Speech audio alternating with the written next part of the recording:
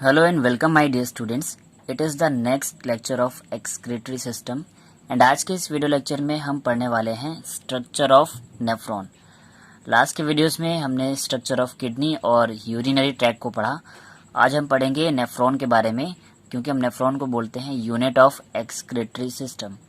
और इसे क्यों बोलते हैं यूनिट ऑफ एक्सक्रीटरी सिस्टम, ये आज की वीडियो में आपको डिफाइन करने वाला हूँ। सो चलिए स्टार्ट करते हैं। इस वीडियो को बहुत पेशेंटली देखिएगा, ध्यान से। मैं आपको नेफ्रॉन के बारे में एक एक फैक्ट डिस्क्राइब करने वाला हूँ। सो चलिए स्टार्ट करते हैं। फर्स्ट ऑफ ऑल जो हमारी टैग लाइन यही है, that nephron is the structural and functional unit of kidney. यानी कि हमारी जो किडनी होती हैं दोनों, उनमें जो बेसिक स्ट्रक्चरल और फंक्शनल यूनिट होती है वो नेफ्रॉन होती है। जैसे कि बॉडी की फंक्शनल यूनिट सेल होती है, वैसे ही किडनी की या एक्सक्रीटरी सिस्टम की जो फंक्शनल यूनिट होती है वो होती है nephron. Each kidney contains about 1.5 to 2 million nephrons. यानी कि हमारी हर एक किडनी में करीब 1.5 से 2 मिलियन नेफ्रॉन होती हैं। यानी कि हम मान सकते हैं कि करीब दोनों किडनियों को मिलाकर हमारे पास करीब 3 से 4 मिलियन नेफ्रॉन्स होती हैं। यानी कि सोचिए ये कितनी छोटी टाइप के ट्यूब्स होंगी जो कि हमारी एक किडनी जो अप्रॉक्स 9/3 सेंटीमीटर की होती है, उसमें करीब 1.5 मिलियन नेफ्रॉन होंगी। यानी कि कितनी सारी नेफ्रॉन्स होने वाली हैं यहाँ पर एक सिंगल किडनी में। तो कितने डीप लेवल पर ये हमारे ब्लड को फिल्टर कर रही होंगी। अब बात कर लेते हैं नेफ्रॉन के कुछ पार्ट्स की। तो it has following parts. First of all जो पहला पार्ट है हमारा नेफ्रॉन का, दैट इज बोमेन्स कैप्सूल। अब मैं आपको डायग्रामेटिकली और थियोरेटिकली दोनों वे में एक्सप्लेन करने वाला हूँ। सो बोमेन्स कैप्सूल क्या होता है? The proximal end of nephron becomes a cup like structure called Bowman's capsule. Proximal का मतलब होता है जो स्टार्टिंग का जो एंड होता है, यानी कि जो फर्स्ट एंड होता है हमारी नेफ्रॉन का, वो एक कप शेप स्ट्रक्चर बना देता है, जिसे कि हम बोलते हैं Bowman's capsule. And inside the Bowman's capsule a network of capillaries is present called glomerulus. यानी कि इसी बोमेन्स कैप्सूल यानी इसी कप शेप स्ट्रक्चर के अंदर बहुत सारी कैपिलरीज का, यानी कि बहुत सारी छोटी छोटी पाइपलाइंस का एक नेटवर्क होता है, जिसे कि हम बोलते हैं glomerulus. Okay, and glomerulus has 2 openings. यानी कि ये हमारे जो कैपिलरीज का नेटवर्क है ग्लोमेरुलस, इसकी 2 ओपनिंग्स होती हैं। एक तो एफरेंट आर्ट्रियोल, यानी कि जहां से ब्लड एंटर करेगा, और दूसरा हमारा एफरेंट आर्ट्रियोल, जहां से ब्लड फिल्टर्ड होने के बाद बाहर निकल जाएगा। सो बात कर लेते हैं एफरेंट आर्ट्रियोल की। A fine branch of renal artery from which the arterial blood comes into the glomerulus. यानी कि हमारी जो रीनल आर्टरी है जो कि किडनी के अंदर एंटर करती है, वही रीनल आर्टरी कई सारी छोटी छोटी कैपिलरीज में डिवाइड हो जाएगी। क्योंकि हमें पता है हमारी किडनी के अंदर करीब 1.5 मिलियन नेफ्रॉन है, तो हम एक कॉमन रीनल आर्टरी को पूरी की पूरी 1.5 मिलियन नेफ्रॉन तक सप्लाई नहीं कर सकते। इसलिए सारी की जो हमारी एक कॉमन रीनल आर्टरी है वो बहुत सारी पतली पतली स्मॉल कैपिलरीज में डिवाइड हो जाएगी, और वो सारी की सारी कैपिलरीज जो हैं उन्हें बोलेंगे हम एफरेंट आर्ट्रियोल। और ये अलग अलग एफरेंट आर्ट्रियोल जाकर अलग अलग पूरे की पूरे 1.5 मिलियन नेफ्रॉन में जाकर ओपन हो जाती हैं और ब्लड को सप्लाई कर देती हैं उन नेफ्रॉन के अंदर।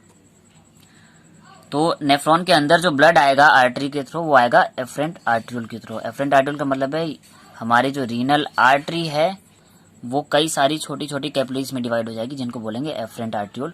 और ये एफरेंट आर्ट्रियोल जो हैं अलग अलग नेफ्रॉन में जाकर ओपन हो जाएंगी, ब्लड को सप्लाई कर देंगी। और यही एफरेंट आर्ट्रियोल जैसे ही हमारे बोमेन्स कैप्सूल में, यानी कि हमारे कप शेप स्ट्रक्चर में एंटर करती हैं, तो ये बहुत सारा एक बंच लाइक स्ट्रक्चर बना लेंगी, जिसे हम बोलते हैं ग्लोमेरुलस। सो अब ब्लड जो है एंटर करेगा एफरेंट आर्ट्रियोल से हमारे बोमेन्स कैप्सूल के अंदर, और फिर बाहर निकलेगा एफरेंट आर्ट्रियोल से। तो बात कर लेते हैं एफरेंट आर्ट्रियोल की। The blood from glomerulus moves out through very fine small arteriole called efferent arteriole. यानी कि हमारा जो ब्लड है वो हमारे ग्लोमेरुलस से बाहर निकल के छोटी छोटी फाइन स्मॉल आर्ट्रियोल्स में जाकर निकल जाएगा। यानी कि जैसे एफरेंट आर्ट्रियोल यानी कि रीनल आर्टरी के कई सारे पार्ट्स होकर एक छोटी सी एफरेंट आर्टरी बनी थी जो कि बोमेंस कैप्सूल में एंटर करी थी ग्लोमेरुलस में, और फिर यही जो है ग्लोमेरुलस से फिल्ट्रेशन के बाद बाहर निकल जाएगी, यही पतली सी फाइन ट्यूब्यूल जिसको बोलेंगे एफरेंट आर्ट्रियोल। और बहुत सारी एफरेंट आर्ट्रियोल जो हैं अलग अलग नेफ्रॉन से बाहर निकल रही होंगी और वो जाकर कॉमन रीनल वेन में जाकर खुल जाएंगी। यानी कि करीब 1 मिलियन जो एफरेंट आर्ट्रियोल हैं जो कि अलग अलग 1 मिलियन नेफ्रॉन से निकलेंगी, 1.5 मिलियन से, वो सारी की सारी वापस से आके ज्वाइंट करेंगी और एक कॉमन रीनल वेन बनाएंगी। यानी कि ब्लड जो है रीनल आर्टरी के एफरेंट आर्ट्रियोल से एंटर कर रहा होगा और वापस जो है ब्लड निकलेगा एफरेंट आर्ट्रियोल से होता हुआ ज्वाइन कर लेगा रीनल वेन को। So this efferent arteriole further open into renal vein after filtration. यानी कि ये रीनल एफरेंट आर्ट्रियोल जैसे ही ब्लड को फिल्टर कर लेती हैं, ब्लड फिल्टर ब्लड को फिर ये डायरेक्टली कहाँ ले जाती हैं, रीनल वेन में। यानी कि हर एक नेफ्रॉन से निकलने वाली जो एफरेंट आर्ट्रियोल है वो सब बाद में ज्वाइन करके जुड़कर एक रीनल वेन बना लेंगी। ओके, अब एक और यहाँ पे इंपॉर्टेंट स्ट्रक्चर होता है मेल्पिजियन बॉडी। तो ये मेल्पिजियन बॉडी क्या है, ऐसे भी समझ लेते हैं। Glomerulus and its surrounding Bowman's capsule together form malpighian body. यानी कि हमारा जो कप शेप्ड स्ट्रक्चर है ग्लोमेरुलस और उसकी जो सराउंडिंग हमारा जो बोमेंस कैप्सूल है वो, ये दोनों मिलकर बना लेते हैं malpighian body, and which is responsible for the first step of urine formation. और यूरिन फॉर्मेशन का जो पहला स्टेप होता है उसे हम बोलते हैं अल्ट्रा फिल्ट्रेशन। ठीक है, तो मेल्पिजियन बॉडी ही अल्ट्रा फिल्ट्रेशन के लिए रिस्पॉन्सिबल होती है। इन शॉर्ट में मैं आपको डायग्रामेटिकली बता देता हूँ, आपको कुछ स्टार्टिंग के पॉइंट आपको समझ आ जाएंगे।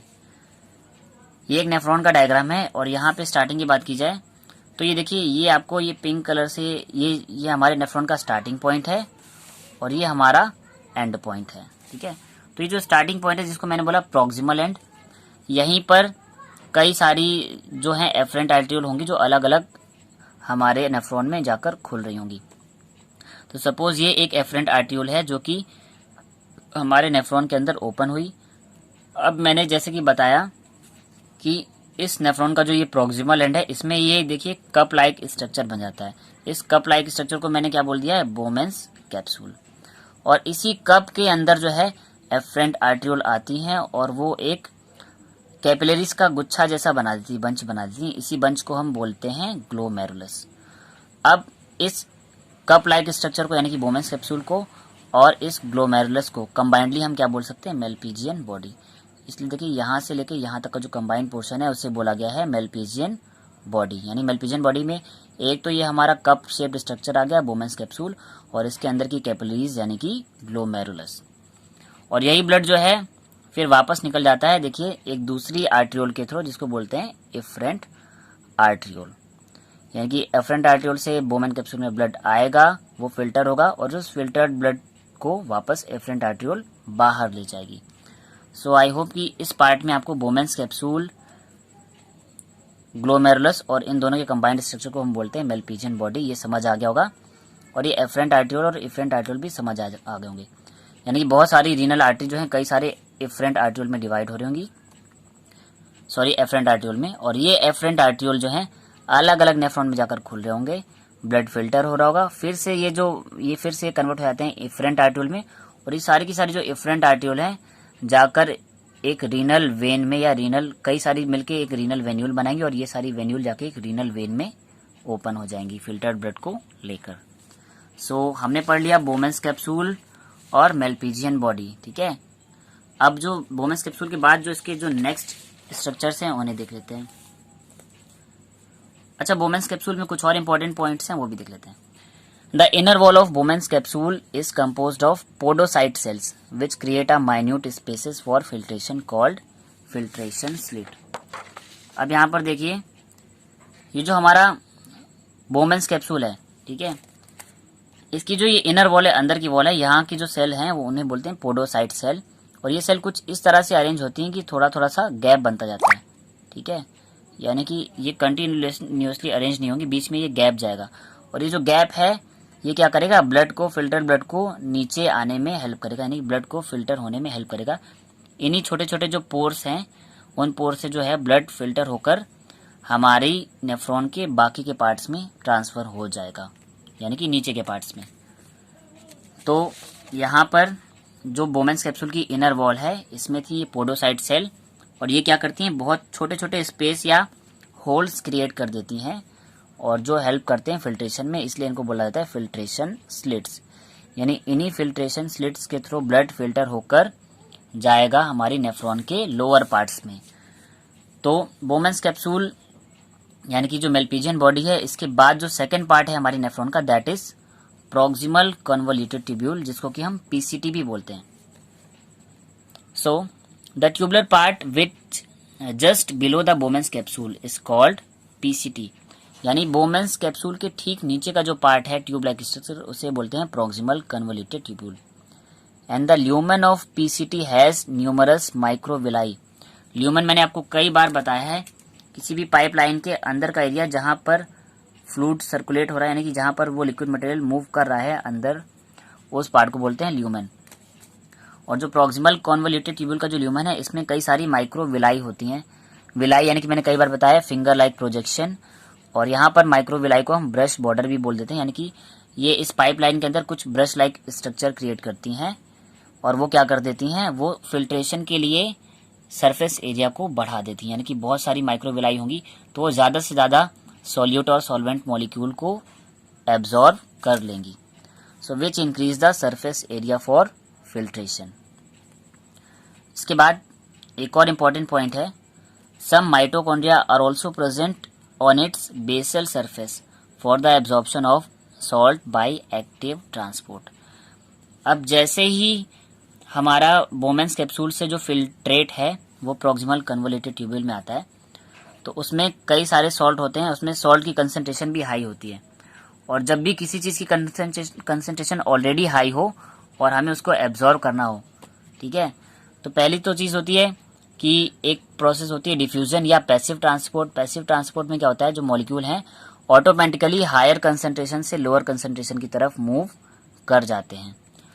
अब सपोज हमारे पास जो फिल्ट्रेट है वहाँ पर कंसंट्रेशन किसी भी मॉलिक्यूल की कम है, बट फिर भी हमको उसको एब्जॉर्ब करना है, यानी कि अब वहाँ पे डिफ्यूजन तो हो नहीं सकता, क्योंकि डिफ्यूजन होगा हायर से लोअर कंसंट्रेशन की तरफ। अब यहाँ पे अगर कंसंट्रेशन ऑलरेडी कम है तो लोअर से हायर की तरफ हम मूव नहीं करा सकते। तो इस कंडीशन में एक प्रोसेस होती है, उस प्रोसेस को हम बोलते हैं एक्टिव ट्रांसपोर्ट। अब एक्टिव ट्रांसपोर्ट में क्या होता है कि अगर हमको मॉलिक्यूल जो है लोअर कंसंट्रेशन से दूसरे एरिया में, यानी कि लोअर कंसंट्रेशन से हायर कंसंट्रेशन की तरफ उल्टा मूवमेंट कराना है, यानी कि ऑलरेडी हमारे पास हायर कंसंट्रेशन है और हमको कंसंट्रेशन बढ़ानी है, यानी कि जहां पर लोअर कंसंट्रेशन है वहां से हायर कंसंट्रेशन की तरफ उल्टा मूवमेंट कराना है, तब हम मेथड यूज करते हैं एक्टिव ट्रांसपोर्ट। एक्टिव ट्रांसपोर्ट में होता क्या है कि फिर हम उस बॉडी पार्ट को एनर्जी देंगे और उस एनर्जी का यूज करके हम मॉलिक्यूल्स को एक्टिवली ट्रांसपोर्ट करा देते हैं लोअर कंसंट्रेशन से हायर कंसंट्रेशन की तरफ। तो जब हम नेफ्रॉन से किसी भी ब्लड को फिल्टर करते हैं तो प्रॉक्सिमल कन्वोल्यूटेड ट्यूब्यूल तक आते आते उसमें जो है सॉल्ट की कंसंट्रेशन थोड़ी कम हो जाती है, बट हमको वहाँ से भी सॉल्ट को वापस से रीएब्जॉर्ब करना होता है। तो इसके लिए हम पैसिव ट्रांसपोर्ट नहीं कर सकते, क्योंकि पैसिव ट्रांसपोर्ट तो हायर कंसंट्रेशन से लोअर कंसंट्रेशन की तरफ है, और यहाँ पर तो ऑलरेडी हमारी जो सॉल्ट की कंसंट्रेशन है वो लो हो चुकी है, ठीक है। तो अब हम इस लोअर कंसंट्रेशन वाले सॉल्ट को कैसे एब्जॉर्ब करेंगे, एक्टिव ट्रांसपोर्ट के थ्रू, यानी कि एनर्जी देकर। तो एक्टिव ट्रांसपोर्ट के लिए हमें एनर्जी चाहिए, और वो एनर्जी कहाँ से मिलेगी, माइटोकॉन्ड्रिया से। So that's why some mitochondria are also present on its basal surface for the absorption of salt by active transport. यानी कि इसी प्रॉक्सिमल कन्वोल्यूटेड ट्यूब्यूल के बेसल पार्ट पे कुछ माइटोकॉन्ड्रिया भी प्रेजेंट होंगे जो कि एनर्जी देंगे, और उस एनर्जी से हम एक्टिव ट्रांसपोर्ट कराकर हमारे सॉल्ट मॉलिक्यूल्स को रीएब्जॉर्ब कर सकते हैं। थर्ड पार्ट है हमारा लूप ऑफ हेनले, ठीक है, और ये एक स्पेशल स्ट्रक्चर है जहाँ पे बहुत सारा सिलेक्टिव रीएब्जॉर्प्शन होता है। तो it start after the proximal convoluted tubule and ends before distal convoluted tubule या डीसीटी। यानी हमारी जो पीसीटी थी प्रॉक्सिमल कन्वोल्यूटेड ट्यूब्यूल, ये इसके ठीक बाद से शुरू होता है, और हमारी नेफ्रॉन का जो लास्ट पार्ट है डिस्टल कन्वोल्यूटेड ट्यूब्यूल, उसके ठीक पहले फिनिश हो जाता है। तो पीसीटी और डीसीटी के बीच में जो स्ट्रक्चर है उसको बोला जाएगा लूप ऑफ हेनले। और ये एक हेयर पिन या यू शेप का स्ट्रक्चर होता है, ठीक है, हेयर पिन लाइक स्ट्रक्चर या यू शेप स्ट्रक्चर, जिसमें 3 मेन पार्ट्स होते हैं। एक तो डिसेंडिंग लिम्ब यानी कि वो पार्ट जो नीचे की तरफ मूव कर रहा है, दूसरा ट्रांसवर्स लिम्ब और तीसरा असेंडिंग लिम्ब, ठीक है। लूप ऑफ हेनले के बाद मैं डिस्टल कन्वोल्यूटेड ट्यूब्यूल को डिस्कस कर लेता हूँ, फिर फाइनली हम लोग डायग्राम को पढ़ लेते हैं। सो डिस्टल कन्वोल्यूटेड ट्यूब्यूल यानी कि लास्ट पार्ट है। The ascending limb of loop of Henle opens into distal convoluted tubule या डीसीटी, यानी हमारे लूप ऑफ हेनले का जो लास्ट पार्ट है असेंडिंग लिम्ब, ये असेंडिंग लिम्ब डायरेक्टली ओपन हो जाता है डिस्टल कन्वोल्यूटेड ट्यूब्यूल में। और इसके बाद क्या होगा, डिस्टल कन्वोल्यूटेड ट्यूब्यूल में भी कुछ अमाउंट में यूरिन का फिल्ट्रेशन होता है। Then the distal convoluted tubule of various nephrons opens into a common straight tube called collecting duct, यानी कि अलग अलग नेफ्रॉन का जो लास्ट पार्ट है डिस्टल कन्वोल्यूटेड ट्यूब्यूल, यानी कि कई सारी नेफ्रॉन से निकलने वाली जो डिस्टल कन्वोल्यूटेड ट्यूब्यूल हैं वो मिलकर एक कॉमन कलेक्टिंग डक्ट में आकर ओपन हो जाती हैं, यानी कि वो उस कलेक्टिंग डक्ट में आकर यूरिन को, फिल्ट्रेट यूरिन को कलेक्ट कर देंगी। अब डायग्रामेटिकली मैं आपको एक्सप्लेन कर देता हूँ दोबारा से। तो ये देखिए, मैंने आपको बताया था जो ब्लड को लेकर आ रही हैं आर्ट्रियोल उन्हें बोला गया एफरेंट आर्ट्रियोल, जो ब्लड को बाहर लेकर जाएंगी उन्हें बोला जाएगा इफरेंट आर्ट्रियोल, ठीक है। और ये कहाँ पर आ रही हैं, अंदर आ रही हैं बोमेंस कैप्सूल के अंदर, और बोमेंस कैप्सूल के अंदर ये एक बंच बना रही हैं कैपिलरीज का, जिसे बोलते हैं ग्लोमेरुलस। तो ग्लोमेरुलस और बोमेंस कैप्सूल के कंबाइंड स्ट्रक्चर को हमने बोला मेलपिजियन बॉडी। और इसी मेलपिजियन बॉडी का ये देखिए कप लाइक स्ट्रक्चर यहाँ से खत्म, और यहाँ से जो इतना सब पार्ट है, यहाँ से यहाँ तक का जो पार्ट है, इसे बोला गया है पीसीटी यानी कि प्रॉक्सिमल कन्वोल्यूटेड ट्यूब्यूल। यानी कि बोमेंस कैप्सूल के ठीक नीचे का ये जो पार्ट है यही है हमारा प्रॉक्सिमल कन्वोल्यूटेड ट्यूब्यूल। और यहाँ पर सॉल्ट का एब्जॉर्प्शन होगा, और इसका जो लोअर एंड है यानी कि जहां से ये खत्म होने वाली होगी, यहीं पे कुछ माइटोकॉन्ड्रिया भी प्रेजेंट होंगे जो कि हमारे सॉल्ट मॉलिक्यूल्स को एक्टिव ट्रांसपोर्ट के थ्रू एब्जॉर्ब कर लेंगे, ठीक है। यानी कि कुछ ना कुछ अमाउंट का ब्लड का फिल्ट्रेशन यहाँ पर भी हो रहा होगा। इसके बाद देखिए ये प्रॉक्सिमल कन्वोल्यूटेड ट्यूब्यूल यानी कि ये हमारा जो है बोमेंस कैप्सूल के बाद वाला पार्ट, और उसके बाद डिस्टल कन्वोल्यूटेड ट्यूब्यूल यानी कि लास्ट वाला पार्ट। तो पीसीटी और डीसीटी के बीच में देखिए ये एक यू शेप का स्ट्रक्चर बन रहा है यहाँ से यहाँ तक का, ठीक है, या हेयर पिन लाइक स्ट्रक्चर, जिसको कि हम बोलते हैं लूप ऑफ हेनले। अब मैंने बताया लूप ऑफ हेनले में 3 पार्ट हैं। इसकी देखिए एक आर्म्स जो है ये ऊपर से नीचे की तरफ जा रही है, इस डायरेक्शन में देखिए जा रही है, नीचे की तरफ जा रही है यानी कि डिसेंड हो रही है, तो इसे बोल दिया गया डिसेंडिंग लिम्ब। इसके बाद नीचे आकर ये वापस से सीधी चलेगी ट्रांसवर्स डायरेक्शन में, तो इसे बोलेंगे ट्रांसवर्स लिम्ब। और फिर से यही जो लूप ऑफ हेनले है ये ऊपर की तरफ मूव करेगा, और जब ये ऊपर की तरफ मूव करेगा तब इसकी लिम्ब को बोलेंगे असेंडिंग लिम्ब। तो जो लूप ऑफ हेनले है यहाँ से लेके कंबाइंड यहाँ तक का स्ट्रक्चर है, तो इसमें कई सारे पार्ट्स आ रहे हैं। जब नीचे आ रही है तो डिसेंडिंग लिम्ब, जब सीधा ट्रांसवर्स चलेगी तो ट्रांसवर्स लिम्ब, फिर से ऊपर की तरफ मूव करेगी तब असेंडिंग लिम्ब, और यहाँ से ये असेंडिंग लिम्ब खत्म होगी, और यहाँ से फिर हमारी नेफ्रॉन का ये लास्ट पार्ट आ जाएगा जिसको कि हम बोलते हैं डिस्टल कन्वोल्यूटेड ट्यूब्यूल यानी कि डीसीटी। अब यही डिस्टल कन्वोल्यूटेड ट्यूब्यूल जो है एक कॉमन डक्ट में ओपन होगी जिसे बोलेंगे कलेक्टिंग डक्ट। देखिए मैंने यहाँ पे इस कलेक्टिंग डक्ट में कई सारी ओपनिंग बना रखी हैं। ये ओपनिंग ये शो कर रही है कि जैसे ये नेफ्रॉन आकर जो है लास्ट में इस कलेक्टिंग डक्ट में ओपन हुई, ऐसे ही कई और नेफ्रॉन भी जो हैं उनका जो लास्ट पार्ट है डीसीटी वो जाकर इस कलेक्टिंग डक्ट में ओपन हो रहा होगा। यानी कि हमारी जो 1.5 मिलियन नेफ्रॉन है ये सारी की सारी जो है कई सारी कलेक्टिंग डक्ट्स में आकर ओपन होती हैं, और ये सारी की सारी कलेक्टिंग डक्ट मिलकर फिर हमारी किडनी की पेल्विस में जाकर ओपन होगी, और पेल्विस से यूरेटर, यूरेटर से हमारा यूरिनरी ब्लैडर आ जाता है, और ब्लैडर से आ जाता है यूरेथ्रा यानी कि लास्ट ओपनिंग, और फिर यूरेथ्रा से होते हुए हमारे जो यूरिन है अगर मेल कैंडिडेट है तो पेनिस से होते हुए बाहर निकल जाएगी, और फीमेल कैंडिडेट है तो फीमेल में हमारे एक डिफरेंट ओपनिंग होती है वहां से जाकर ओपन हो जाएंगी, ठीक है, फीमेल में यूरेथ्रा होती है। तो इस तरह से आपने देख लिया कि ये कंप्लीट स्ट्रक्चर था नेफ्रॉन का, जहां पर ये कुछ कॉमन पार्ट्स पाए जा रहे थे। स्टार्टिंग हमारी हो रही थी बोमेंस कैप्सूल से, बोमेंस कैप्सूल के अंदर ग्लोमेरुलस, और इन दोनों के कंबाइंड स्ट्रक्चर को बोला मेलपिजियन बॉडी।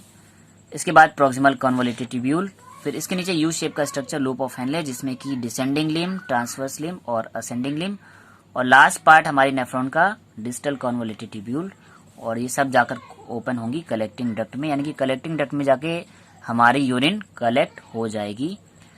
और इस तरह से ये तो एक सिंगल नेफ्रॉन का डायग्राम है।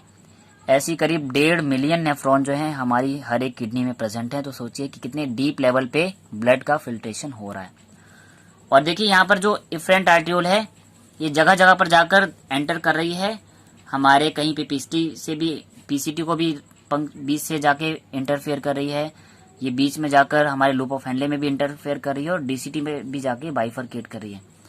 यानी हमारी जो इफरेंट आर्ट्रियोल है पहले लेवल पे तो बोमेंस कैप्सूल से फिल्टर्ड ब्लड को लेगी, उसके बाद और भी जगह जगह से, यानी कि जहां प्रोक्सिमल कन्वोल्यूटेड ट्यूब्यूल में जहां भी फिल्ट्रेशन हो रहा होगा, लूप ऑफ हेनले में जो भी फिल्ट्रेशन हो रहा होगा, उन सभी से फिल्ट्रेट को कलेक्ट करेगी और फिर जाकर एक कॉमन रीनल वेन्यूल बनाएगी।